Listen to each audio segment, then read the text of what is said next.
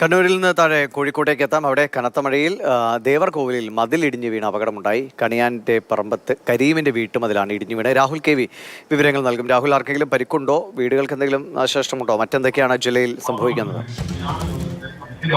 ദിലീഷ്, കോഴിക്കോട് ജില്ലയിൽ ശക്തമായ മഴയാണ്. ഇടവേളകളിലാണ് അതിശക്തമായി മഴ പെയ്യുന്നത്. മലയോര നഗര വ്യത്യാസമില്ലാതെ കഴിഞ്ഞ ദിവസങ്ങളിൽ എന്നല്ല മലയോര നഗര വ്യത്യാസമില്ലാതെ മഴ പെയ്യുന്നുണ്ട്. പക്ഷെ ഇടവേളകളിലാണ് ഒരു അനിഷ്ട സംഭവമായി ഇപ്പോൾ വന്നിട്ടുള്ളത്. കോവിലിൽ വീടിന്റെ മതിലിടിഞ്ഞതാണ്. പക്ഷെ ആർക്കും പരിക്കോ അത്തരത്തിൽ മറ്റു അനിഷ്ട കാര്യങ്ങളോ ഒന്നും തന്നെ ഉണ്ടായിട്ടില്ല. ദേവർകോവിൽ കണിയാന്റെ പറമ്പത്ത് കരീമിന്റെ വീട്ടിന്റെ മതിലാണ് ഇടിഞ്ഞു വീണത്. പ്രാദേശിക റോഡിലേക്കാണ് ഈ കല്ലും മണ്ണും ഒക്കെ പതിച്ചത്. തുടർന്ന് അവിടെ ഉള്ള ആളുകൾ തന്നെ എത്തിച്ചേർന്ന് ജനകീയ ദുരന്ത നിവാരണ സേനയുടെ പ്രവർത്തകരൊക്കെ വന്ന് കല്ലും മണ്ണും ഒക്കെ നീക്കം ചെയ്തിട്ടുണ്ട്. ഒപ്പം തന്നെ ജലാശയങ്ങളിൽ ജലനിരപ്പ് ഒഴുക്കുമൊക്കെ വർദ്ധിച്ചിട്ടുണ്ട്. ഇരുവഞ്ഞിപ്പുഴയിൽ ശക്തമായ ഒഴുക്കും അതുപോലെ നീരൊഴുക്കും ജലനിരപ്പും ഉയർന്നിട്ടുണ്ട്.